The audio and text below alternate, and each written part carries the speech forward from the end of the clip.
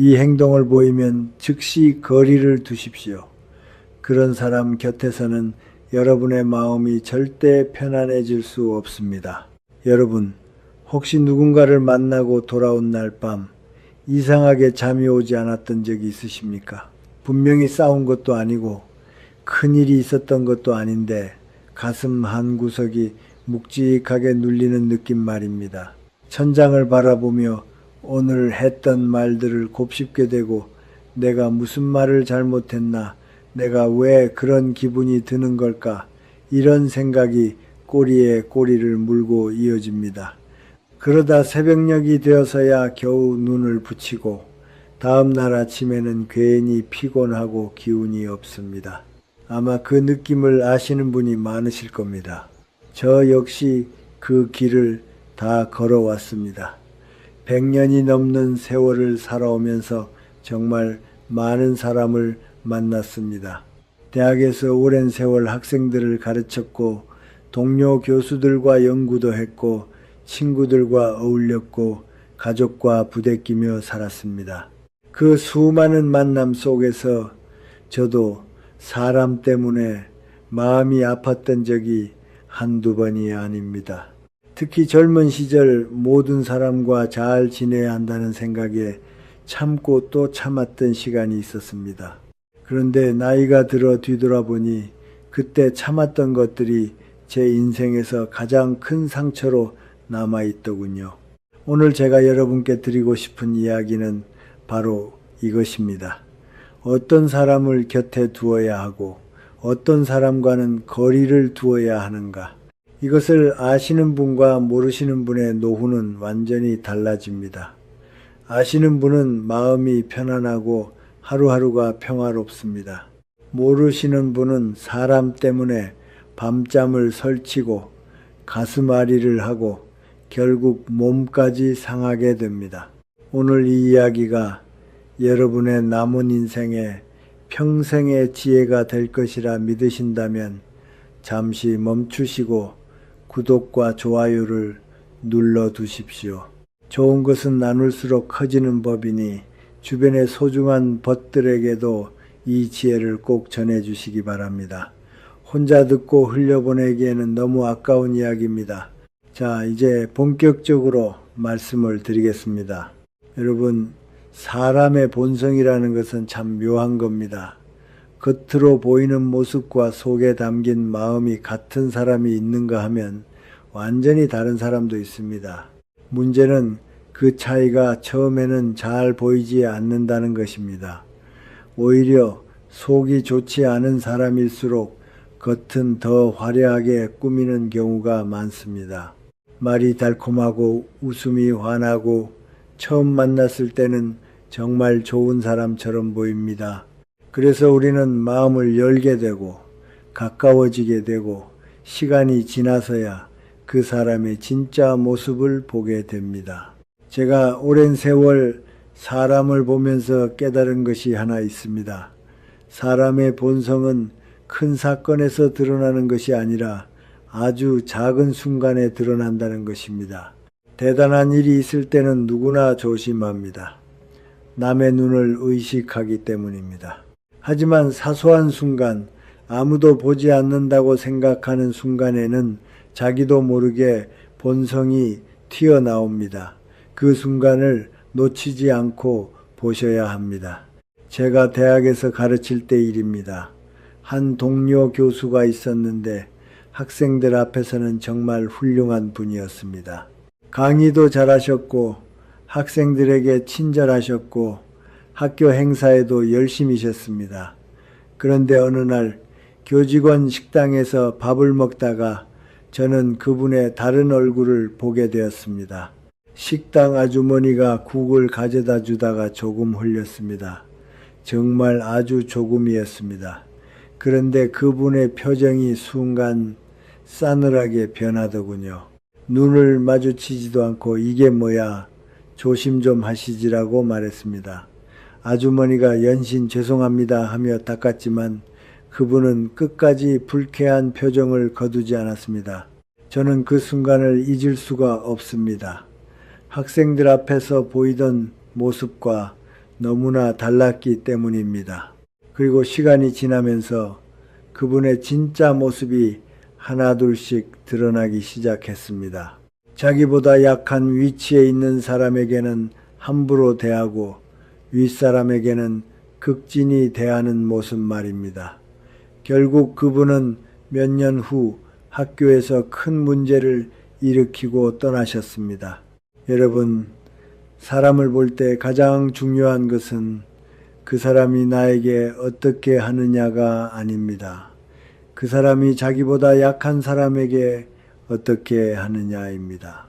식당 직원에게, 청소하시는 분에게, 경비원에게, 택시 기사님에게 어떻게 대하는지를 보십시오. 그 장면이 그 사람의 진짜 얼굴입니다. 왜 그럴까요? 높은 사람 앞에서 예의 바르게 행동하는 것은 누구나 할 수 있습니다. 거기에는 이득이 있기 때문입니다. 칭찬도 받을 수 있고 도움도 받을 수 있습니다. 하지만 아무런 이득이 없는 사람에게도 같은 존중을 보이는 것은 어렵습니다. 그래서 바로 거기서 인격이 드러나는 것입니다. 이것은 제가 100년을 살면서 단 한 번도 예외를 본 적이 없는 진리입니다. 특히 여러분이 조심하셔야 할 것은 지금은 여러분에게 친절한 사람이라도 다른 약한 사람에게 함부로 한다면 언젠가 여러분에게도 그렇게 할 수 있다는 것입니다. 지금 친절한 것은 여러분이 그 사람에게 필요한 무언가가 있기 때문일 뿐입니다. 그 필요가 사라지면 태도도 바뀝니다. 이것을 반드시 기억하십시오. 그렇다면 구체적으로 어떻게 해야 할까요? 관찰하십시오. 함께 밥을 먹을 때, 함께 쇼핑을 할 때, 함께 어디를 갈 때 그 사람이 서비스를 제공하는 분들에게 어떻게 대하는지 유심히 보십시오. 그리고 만약 그 사람이 약한 위치에 있는 사람에게 함부로 대하는 모습이 보인다면 마음속에 메모를 해 두십시오. 그 사람과 깊은 관계를 맺는 것은 위험할 수 있습니다. 이제 두 번째 이야기를 드리겠습니다. 여러분, 관계에서 정말 무서운 것은 다툼이 아닙니다. 다툼은 누구에게나 있을 수 있습니다. 의견이 다르고 감정이 부딪히고 언성이 높아지는 일은 가까운 사이에서 오히려 자연스러운 것입니다. 진짜 무서운 것은 책임의 방향이 뒤집히는 것입니다. 잘못은 저쪽에 있는데 죄책감은 이쪽이 떠안게 되는 구조 말입니다. 이런 구조가 만들어지면 관계는 여러분을 갉아먹기 시작합니다. 제가 말씀드리고 싶은 것은 자기 잘못을 절대 인정하지 않는 사람입니다. 여러분, 실수는 누구나 합니다.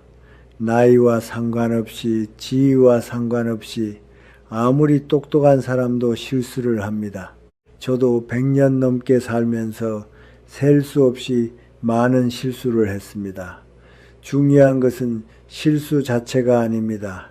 실수 그 다음이 중요합니다. 미안합니다. 이 한마디가 관계를 살립니다. 인정하고 고치면 그 실수는 오히려 신뢰를 깊게 만들기도 합니다. 그런데 어떤 사람은 그 한마디를 끝내 하지 않습니다. 분명히 자기가 날짜를 잘못 알고 있었고 자기가 확인을 안 했고 자기가 착각한 것인데 입에서 나오는 말은 늘 똑같습니다. 아, 그 앱이 이상했어. 네가 정확하게 말을 안 했잖아. 요즘 내가 워낙 바빠서 말이 길어지고 설명이 많아지고 결론은 항상 하나입니다. 내 잘못이 아니다. 이 사람에게는 사실이 중요한 것이 아닙니다. 자기 체면이 더 중요합니다. 제 친구 중에 그런 사람이 있었습니다. 70년 넘게 알고 지낸 친구였는데 한 번은 같이 여행을 가기로 했습니다. 기차표를 그 친구가 예매하기로 했는데 날짜를 잘못 끄는 겁니다. 역에 도착해서야 알았습니다. 당연히 미안하다고 할 줄 알았습니다. 그런데 그 친구 입에서 나온 말은 이랬습니다. 아니, 네가 날짜를 헷갈리게 말해서 그렇지. 나는 분명히 네가 말한 대로 끊었어. 저는 그 순간 허탈했습니다. 제가 날짜를 틀리게 말한 적이 없거든요. 카카오톡 대화 기록을 보여드릴 수도 있었지만 저는 그러지 않았습니다. 그냥 그래, 내가 헷갈리게 말했나 보다라고 했습니다. 왜 그랬을까요? 70년 지기 친구와 싸우고 싶지 않았기 때문입니다. 그런데 그 일이 있고 나서 저는 오랫동안 마음이 불편했습니다.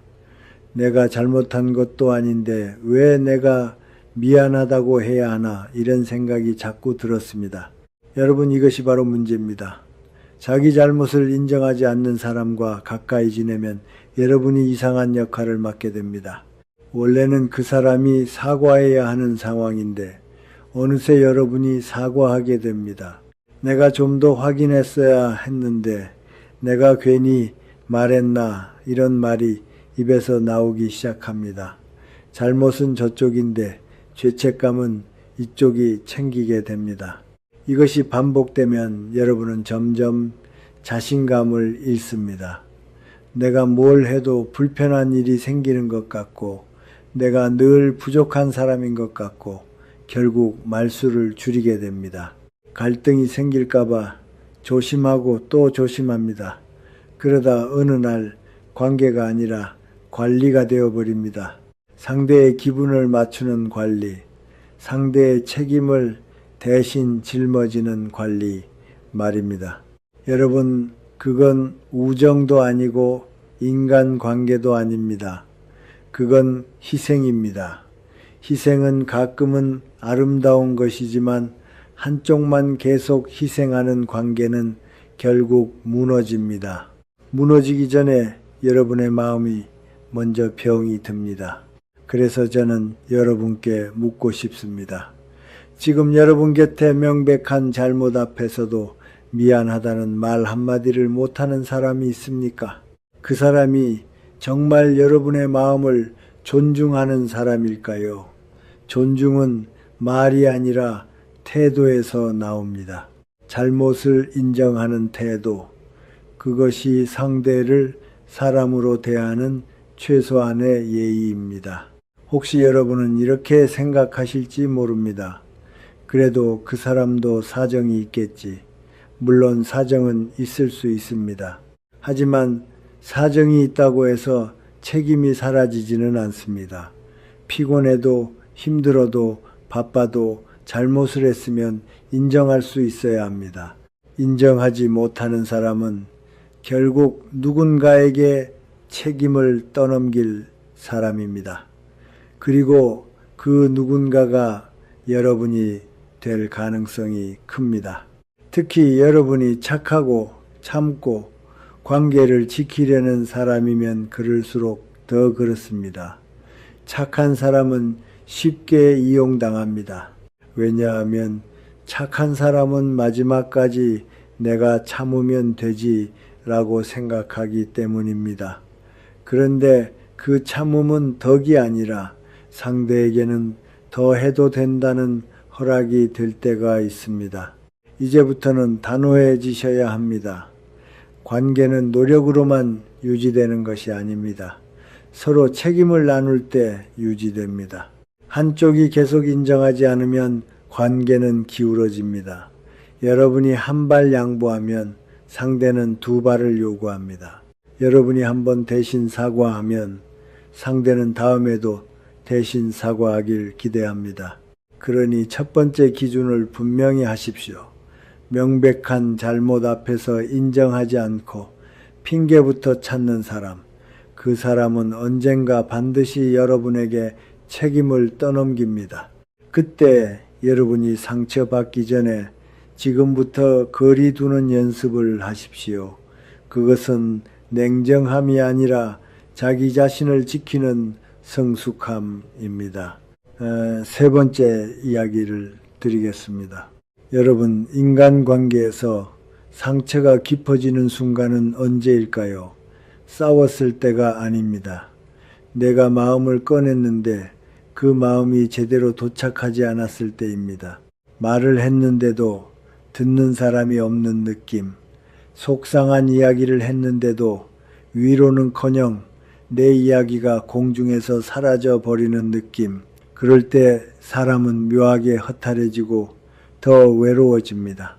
모든 대화를 자기 이야기로 끝내는 사람이 있습니다. 이런 사람은 겉으로는 대화를 잘하는 것처럼 보입니다. 말도 많고 경험도 많은 듯하고 분위기도 띄웁니다. 그런데 여러분이 진짜 힘든 이야기를 꺼내는 순간 이상한 일이 벌어집니다. 여러분의 이야기가 시작되자마자 그 사람의 입에서 이런 말이 나옵니다. 아, 그거 나도 말이야. 그리고 곧바로 방향이 바뀝니다. 내가 예전에 내가 더 심했어. 나는 이렇게 해결했어. 제가 아는 어르신 한 분이 계셨습니다. 80이 넘으셨는데 몇 년 전에 남편을 먼저 보내셨습니다. 처음 몇 달은 정말 힘드셨습니다. 오랜 친구를 만났는데 마음을 터놓고 이야기하고 싶으셨던 거지요. 조심스럽게 말씀을 꺼내셨습니다. 요즘 밤에 잠이 안 와. 옆자리가 텅 비니까 자꾸 눈이 떠져. 그런데 친구분의 반응이 어땠는지 아십니까? 나도 그래. 우리 남편이 살아있을 때도 코 골아서 따로 잤거든. 근데 막상 없으니까 또 이상하더라고. 그러더니 자기 이야기를 20분을 하셨답니다. 그 어르신이 나중에 저에게 이렇게 말씀하셨습니다. 교수님, 그 친구 만나고 왔는데 더 외롭더라고요. 내 이야기는 한마디도 못하고 그 친구 이야기만 실컷 들었어요. 여러분, 이것이 바로 문제입니다. 대화는 두 사람이 함께 만들어야 합니다. 그런데 어떤 사람은 대화를 상대 마음을 만나는 자리가 아니라 자기를 드러내는 자리로만 씁니다. 그러면 여러분은 어떻게 됩니까? 점점 말이 줄어듭니다. 어차피 말해봤자 끊길 거, 어차피 말해봤자 나도로 덮일 거, 결국 여러분은 듣는 사람, 맞장구 치는 사람, 고개 끄덕이는 사람으로 굳어집니다. 그리고 집에 돌아오면 더 공허해집니다. 친구를 만났는데도 마음이 채워지지 않았기 때문입니다. 오히려 내가 왜 만났지라는 생각이 들고 만남이 부담이 됩니다. 공감이라는 것은 상대의 감정을 따라가며 지금 당신이 힘들겠구나를 느끼는 능력입니다. 그런데 공감이 부족한 사람은 상대의 감정을 느끼지 못하고 정보만 처리합니다. 혈압이 높다고 하면 그러면 해결책을 말해야지라고 생각합니다.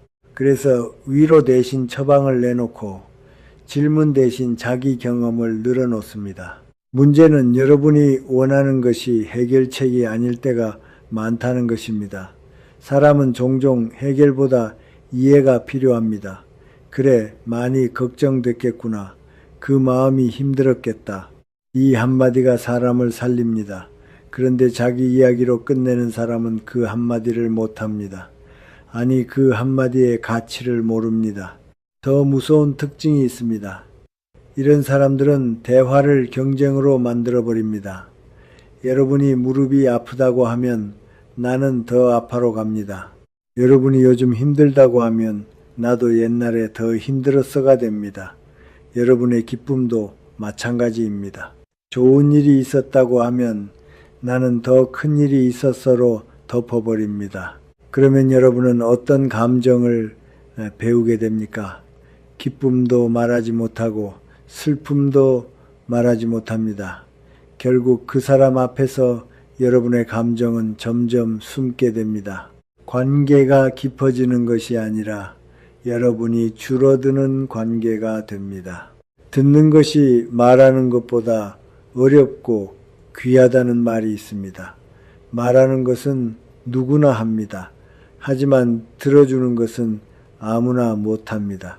들어준다는 것은 상대의 말이 끝날 때까지 기다리는 인내이고 상대의 감정을 존중하는 태도이며 내가 지금 더 말하고 싶은 욕구를 잠시 내려놓는 절제입니다. 이 절제가 없는 사람은 결국 관계에서 상대를 사람으로 만나지 못하고 자기를 비추는 거울로만 사용하게 됩니다. 여러분, 한번 이렇게 생각해 보십시오. 나는 그 사람 이야기를 너무 많이 알고 있습니다. 그 사람의 가족사, 건강, 취미, 분노, 자랑, 불만까지 다 압니다. 그런데 그 사람은 나에 대해 얼마나 알고 있을까요?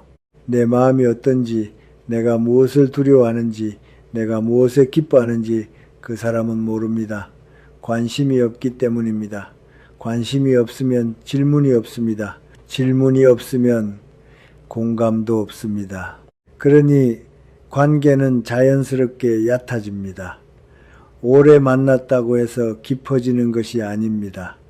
깊어지는 관계는 내 이야기가 안전하게 머무를 곳이 있는 관계입니다. 그렇다면 우리는 어떻게 해야 할까요? 우선 여러분이 스스로를 탓하지 마십시오. 내 말이 재미없나? 내가 표현을 못했나? 아닙니다. 문제는 표현이 아니라 구조입니다. 상대가 처음부터 받을 그릇이 없었던 것입니다. 그 다음은 분명히 해야 합니다. 대화의 균형을 지키십시오. 여러분이 한 문장을 말하면 상대가 두 문장으로 빼앗는 관계는 오래 갈수록 여러분을 지치게 합니다. 처음에는 그 사람 원래 말이 많아라고 넘기지만 그 반복이 결국 여러분의 마음을 비웁니다. 방법은 간단합니다. 중요한 이야기를 그 사람에게 하지 마십시오. 만남의 시간을 줄이십시오.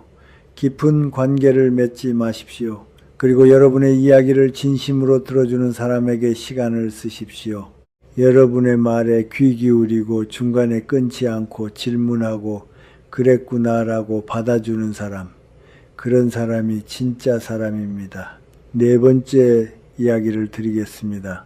여러분, 비밀이라는 것은 한번 새어나가면 다시는 원래의 자리로 돌아오지 않습니다. 물을 엎지르면 다시 담을 수 없듯이 말도 한번 나가면 주워 담을 수 없습니다. 그래서 남의 비밀을 함부로 말하고 다니는 사람은 정말 조심해야 합니다. 우리는 살면서 누구나 마음이 무너지는 순간이 있습니다.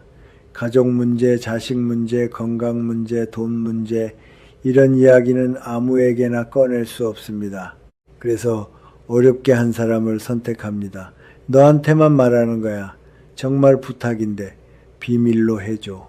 그 말 속에는 단순한 정보 전달이 아니라 신뢰를 맡기는 마음이 들어 있습니다. 그런데 어떤 사람은 그 신뢰를 관심을 끄는 재료로 바꿔버립니다.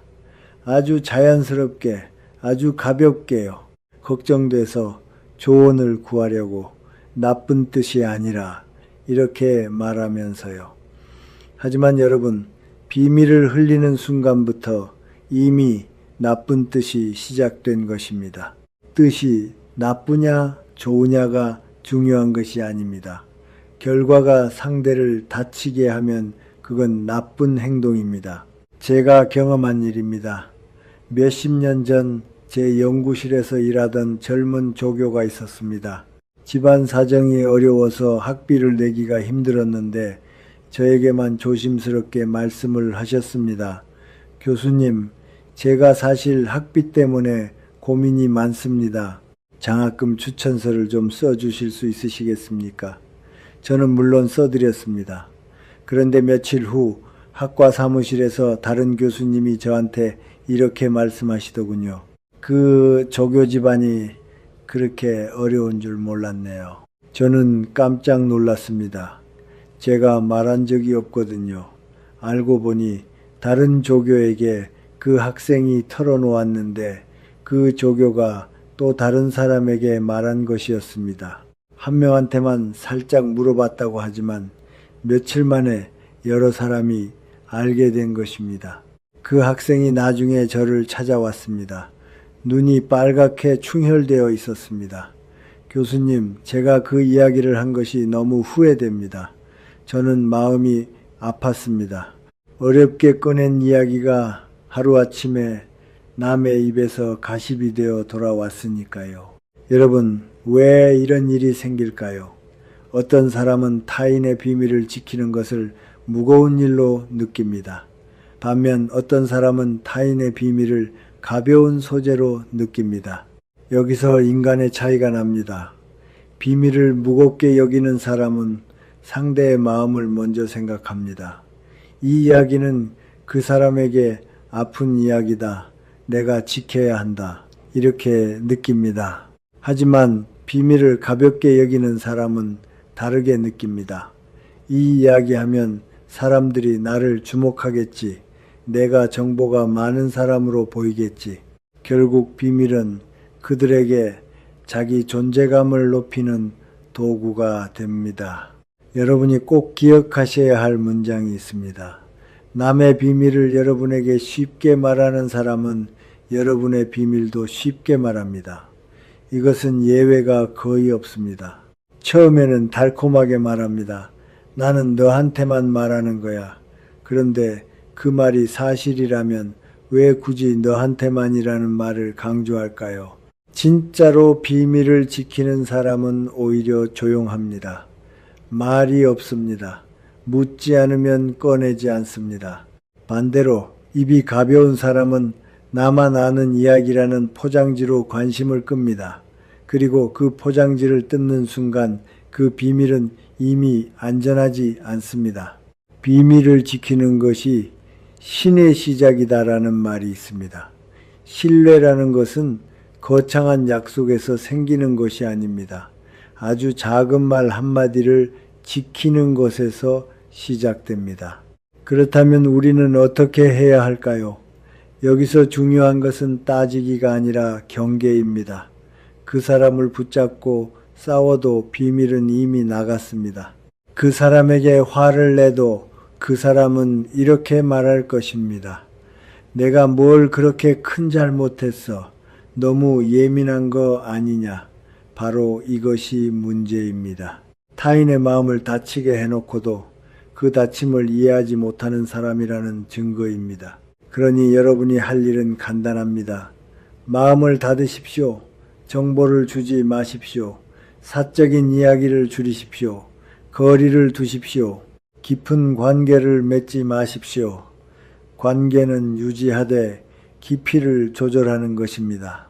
앞으로 누군가에게 고민을 말하기 전 딱 한 가지를 확인하십시오. 그 사람이 다른 사람의 이야기를 나에게 어떻게 말해왔는가.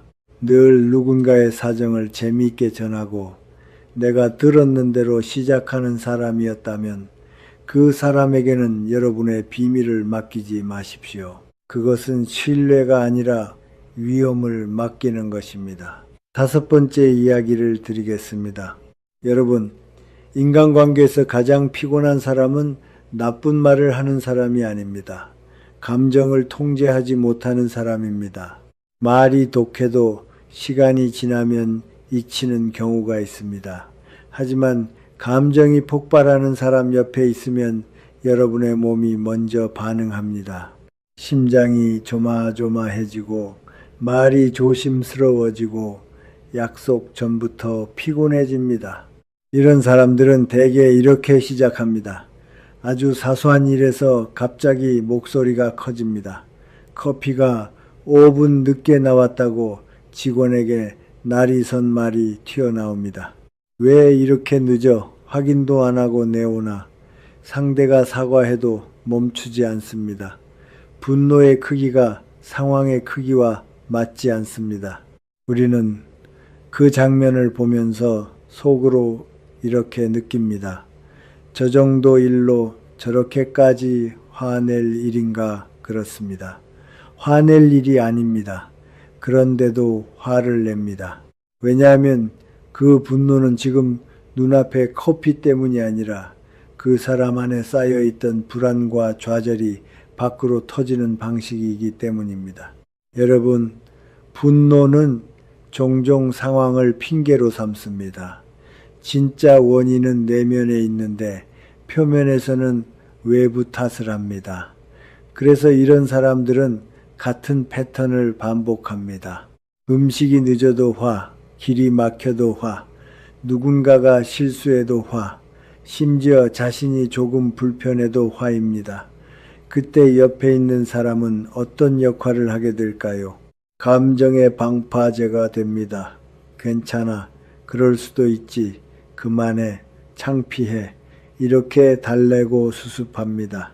처음에는 친구니까, 가족이니까 하며 넘깁니다. 하지만 시간이 지나면 여러분이 더 먼저 지칩니다. 왜냐하면 여러분은 늘 긴장 상태로 살아야 하기 때문입니다. 감정을 폭발하는 사람과 가까이 있으면 관계는 자연스럽게 눈치 게임이 됩니다. 오늘은 기분이 어떤지, 이 말을 하면 화를 낼지, 저 행동을 하면 삐질지, 여러분의 머릿속에 늘 계산이 돌아갑니다. 대화의 내용보다 분위기를 먼저 읽게 됩니다. 그런데 여러분, 이건 정상적인 관계가 아닙니다. 관계는 편안함 위에 세워져야 합니다. 그런데 그 사람 때문에 늘 긴장해야 한다면 그건 이미 여러분의 평온을 침범하는 관계입니다. 또 한 가지 우리가 흔히 속는 지점이 있습니다. 그래도 나한테는 화를 안 내라고 말하는 경우입니다. 여러분, 그건 안전하다는 뜻이 아닙니다. 그 사람의 분노는 언제든 방향이 바뀔 수 있는 것입니다. 오늘은 직원에게, 내일은 다른 친구에게, 그 다음은 결국 가장 가까운 사람에게 향합니다. 감정을 조절하지 못하는 사람은 상황에 따라 화살을 쏘는 것이지 원칙에 따라 멈추는 사람이 아닙니다. 그러니 나에게는 아직 안 그랬다는 말은 아직 내 차례가 안 왔다에 가깝습니다. 여러분이 조심해야 할 것은 큰 분노만이 아닙니다. 침묵으로 벌을 주는 분노도 있습니다. 겉으로는 조용하지만 표정이 굳고 말을 끊고 1시간이고 2시간이고 분위기를 얼립니다. 옆에 있는 사람은 어떻게 됩니까? 계속 불안합니다. 내가 뭘 잘못했나, 언제 풀리나 하며 눈치를 봅니다. 이것도 폭력입니다. 소리 지르는 폭력과 침묵으로 조종하는 폭력은 형태만 다를 뿐 결과는 같습니다. 상대를 불안하게 만들고 자존감을 깎고 관계를 지배합니다. 여러분, 중요한 건 이것입니다. 여러분은 누군가의 감정 쓰레기통이 아닙니다. 상대가 스트레스를 받는다고 해서 여러분이 그 분노를 받아줄 의무는 없습니다. 상대가 기분이 나쁘다고 해서 여러분이 하루 종일 죄인이 될 이유도 없습니다. 관계는 서로를 편안하게 해야 합니다. 그런데 한쪽이 감정을 폭발하거나 침묵으로 벌을 주며 상대를 흔든다면 그 관계는 이미 건강하지 않습니다. 그럼 우리는 어떻게 해야 할까요? 먼저 여러분 스스로의 기준을 세우셔야 합니다. 나는 소리 지르는 사람과는 오래 못 지낸다. 나는 침묵으로 상대를 벌주는 사람과는 깊게 관계 맺지 않는다. 이 기준을 마음속에 분명히 두십시오.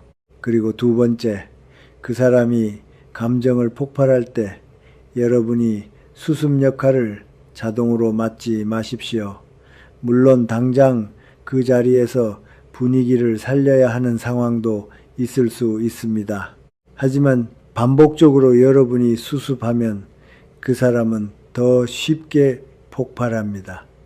어차피 누군가가 정리해 주니까 라는 학습이 생기기 때문입니다. 세 번째, 가능하면 거리를 두십시오. 시간과 만남의 빈도를 조절하십시오. 여러분의 삶에는 평온이 필요합니다. 우리는 남은 인생에서 더 이상 긴장 속에 살 이유가 없습니다. 늘 눈치 보며 만나는 관계보다 혼자 편안한 시간이 훨씬 낫습니다. 혼자가 외로운 것이 아니라 불안한 관계가 사람을 더 외롭게 만듭니다. 여기서 한 가지 더 중요한 것을 말씀드리겠습니다. 여러분, 제가 100년이 넘는 세월을 살아오면서 가장 많이 본 비극이 무엇인지 아십니까? 좋은 사람이 나쁜 관계 때문에 무너지는 것입니다. 처음부터 나쁜 사람이 무너지는 것이 아닙니다. 착하고 성실하고 참을성 있는 사람이 잘못된 관계를 끊지 못해서 무너집니다. 왜 그럴까요? 착한 사람은 관계를 쉽게 끊지 못하기 때문입니다. 오래 알고 지냈으니까, 정이 있으니까, 다른 데서는 좋은 면도 있으니까 이런 생각으로 참고 또 참습니다. 그런데 그 참음이 결국 자기 자신을 갉아먹습니다. 저도 그런 경험이 있습니다. 젊은 시절 저는 모든 사람과 잘 지내야 한다고 생각했습니다. 누군가와 사이가 틀어지면 그것은 제 잘못이라고 생각했습니다. 그래서 상대가 저를 힘들게 해도 참았습니다. 내가 더 노력하면 되겠지. 내가 더 이해하면 되겠지. 그런데 그 시간이 쌓이고 쌓이니 제 마음이 먼저 병이 들었습니다. 우울하고 불안하고 사람 만나는 것이 두려워졌습니다. 어느 날 문득 깨달았습니다. 관계를 지키려고 나를 버리고 있었구나. 관계는 소중하지만 그 관계 때문에 내가 무너지면 그것은 이미 관계가 아니라 감옥입니다. 여러분, 나무도 가지치기를 해야 잘 자랍니다. 무조건 가지가 많다고 좋은 것이 아닙니다. 병든 가지, 영양분만 빼앗는 가지는 쳐내야 합니다. 그래야 건강한 가지가 더 잘 자랍니다. 인간관계도 마찬가지입니다. 나를 힘들게 하는 관계, 나를 작아지게 만드는 관계는 정리해야 합니다. 그래야 정말 소중한 관계가 더 깊어집니다. 저는 신앙인으로서 이런 생각도 합니다. 하느님께서 우리에게 주신 시간과 에너지는 유한합니다. 그 귀한 것들을 나를 존중하지 않는 사람에게 계속 쏟아붓는 것은 현명하지 못한 일입니다. 우리 자신을 사랑하는 것도 하느님의 뜻입니다. 스스로를 지키는 것도 신앙의 일부입니다. 사람의 진짜 얼굴은 기분 좋을 때 나오지 않습니다. 불편할 때, 손해를 볼 때, 거절당했을 때 나옵니다. 그러니 여러분이 사람을 볼 때는 그 사람이 여러분에게 잘해주는 순간만 보지 마십시오. 다른 사람에게, 특히 약한 사람에게 어떻게 하는지 보십시오. 그리고 여러분이 원칙을 지켰을 때 그 사람이 어떻게 반응하는지 보십시오. 그 장면이 그 사람의 본질입니다. 또 한 가지 말씀드리고 싶은 것이 있습니다. 부탁을 거절하면 태도가 돌변하는 사람입니다. 이 유형은 처음에는 천사처럼 다가옵니다. 하지만 끝은 늘 같습니다. 거래였다는 것이 드러납니다. 어떤 사람이 꾸준히 여러분을 챙깁니다. 부침개를 부쳤다고 가져오고 과일을 샀다고 나눠주고 혼자 있으면 심심하지 않냐고 안부도 묻습니다. 여러분은 고맙습니다. 이렇게까지 안 해도 된다고 말해도 그 사람은 웃으며 말합니다. 좋아서 하는 거야. 이 말이 참 따뜻하게 들립니다. 그래서 우리는 믿습니다. 아, 이 사람은 정말 정이 많은 사람이구나.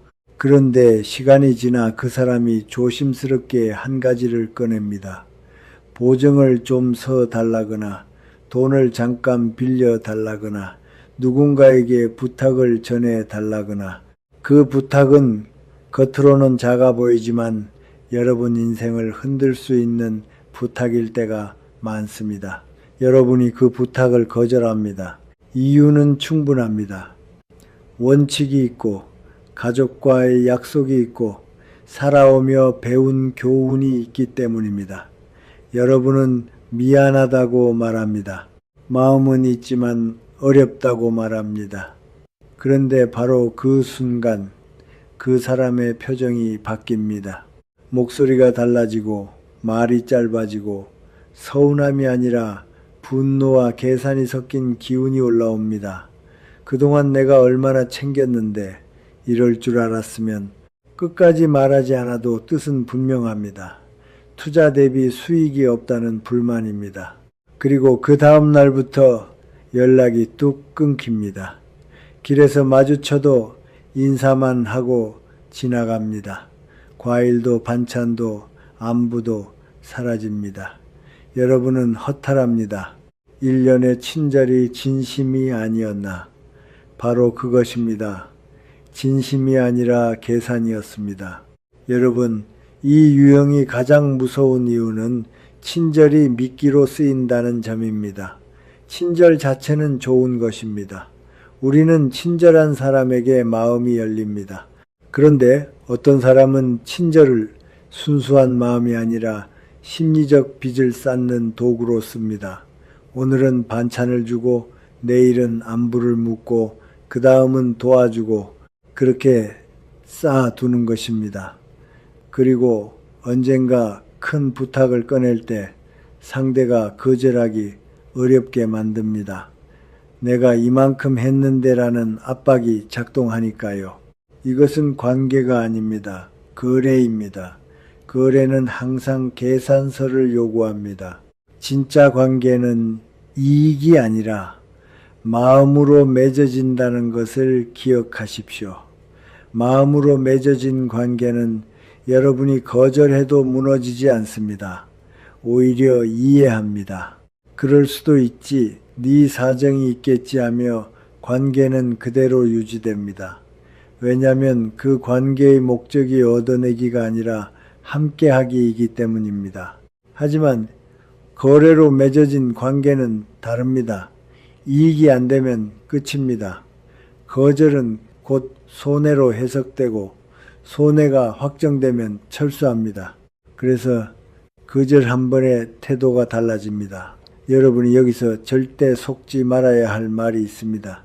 명의만 빌리는 거야. 보증만 서주면 돼. 절대 피해 안 가. 이런 말입니다. 인생에서 가장 위험한 부탁은 늘 간단하다는 얼굴을 하고 옵니다. 정말 간단했다면 왜 그 사람이 스스로 하지 못할까요? 왜 굳이 여러분이 필요할까요? 부탁이라는 것은 결국 자기 부담을 남에게 옮기는 행위입니다. 특히 보증, 명의, 돈, 이 세 가지는 인간관계에서 가장 많은 비극을 만들었습니다. 그리고 그 비극은 대개 너는 믿을만 해서라는 칭찬으로 포장되어 시작됩니다. 여러분, 믿는 것과 위험을 떠안는 것은 다릅니다. 그래서 제가 여러분께 마지막으로 드리고 싶은 말씀이 있습니다. 오늘 말씀드린 내용을 정리해서 여러분이 내일 당장 실천하실 수 있는 지침을 드리겠습니다. 첫째, 관찰하는 습관을 들이십시오. 사람을 볼 때 그 사람이 나에게 어떻게 하느냐만 보지 마십시오. 그 사람이 약한 위치에 있는 사람에게 어떻게 하는지 보십시오. 식당에서, 마트에서, 택시에서, 병원에서 그 사람이 서비스를 제공하는 분들에게 어떻게 대하는지 유심히 관찰하십시오. 그 모습이 그 사람의 진짜 인격입니다. 이것 하나만 지키셔도 잘못된 관계를 피할 수 있습니다. 둘째, 거절하는 연습을 하십시오. 거절은 죄가 아닙니다. 거절은 여러분의 경계를 세우는 행위입니다. 경계가 없는 사람은 결국 이용당합니다. 그건 어렵습니다. 그건 제 원칙입니다. 여기까지 하겠습니다. 이런 말을 짧고 단정하게 하는 연습을 하십시오. 설명을 길게 하면 흔들립니다. 원칙을 길게 말하면 공격받을 틈이 생깁니다. 단정함은 무례가 아닙니다. 단정함은 나를 지키는 언어입니다. 셋째, 거절했을 때 상대의 반응을 기록하십시오. 거절 후에도 존중이 유지되면 그 사람은 사람입니다. 하지만 거절 후에 냉담해지고 비난하고 관계를 끊으면 그 사람은 처음부터 목적을 가지고 접근한 것입니다. 그럴 때 여러분이 해야 할 일은 붙잡는 것이 아니라 보내주는 것입니다. 떠나는 사람을 붙잡으면 다음 요구가 더 커집니다. 넷째, 정보를 조절하십시오. 입이 가벼운 사람, 비밀을 지키지 못하는 사람에게는 여러분의 사적인 이야기를 하지 마십시오. 말이 줄면 약점이 줄고 약점이 줄면 흔들림이 줄어듭니다. 관계는 유지하되 깊이를 조절하는 것입니다. 인사와 예의만 남기고 마음은 닫는 방식으로 거리를 둘 수 있습니다. 다섯째, 만남 후의 느낌을 확인하십시오. 누군가를 만나고 돌아왔을 때 마음이 편해지는가, 더 고갈되는가, 대화는 에너지를 채워야 합니다. 그런데 만나고 나면 늘 허탈하고 말하고 싶은 마음이 사라지고 집에 돌아와 더 외로워진다면 그 관계는 이미 답이 나와 있습니다. 여러분의 목소리가 사라지는 곳에서는 여러분의 삶도 작아집니다. 여섯째, 외로움을 두려워하지 마십시오. 많은 분들이 사람을 끊으면 외롭다고 말합니다. 하지만 여러분, 외로움은 사람의 숫자로 해결되지 않습니다. 불안한 관계 속에 있어도 외롭습니다. 내 마음이 존중받지 못하면 사람들 가운데 있어도 외롭습니다. 반대로 관계가 적어도 마음이 안전하면 삶은 훨씬 편안합니다. 나이가 들수록 필요한 것은 화려한 인간관계가 아니라 마음의 평온입니다.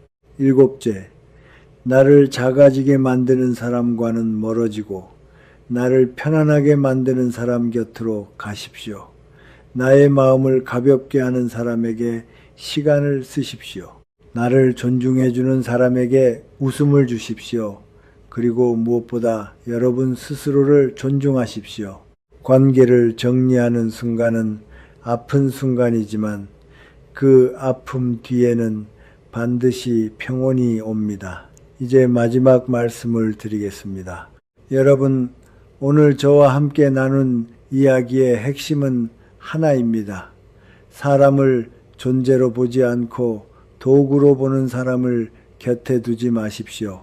자기 잘못을 인정하지 않는 사람, 남의 비밀을 흘리는 사람, 대화를 자기 이야기로 끝내는 사람, 감정을 폭발시키거나 침묵으로 벌주는 사람, 약한 사람에게 함부로 하는 사람, 거절하면 돌변하는 사람, 이 사람들은 겉으로는 다르게 보이지만 뿌리는 하나입니다. 상대를 사람으로 보지 않는 태도입니다. 여러분, 지금까지 정말 수고 많으셨습니다. 60년, 70년을 살아오며 여러분은 충분히 애쓰셨습니다. 가족을 위해, 자식을 위해, 조직을 위해, 관계를 위해 참아왔습니다. 이제는 여러분 자신을 먼저 생각하셔도 됩니다.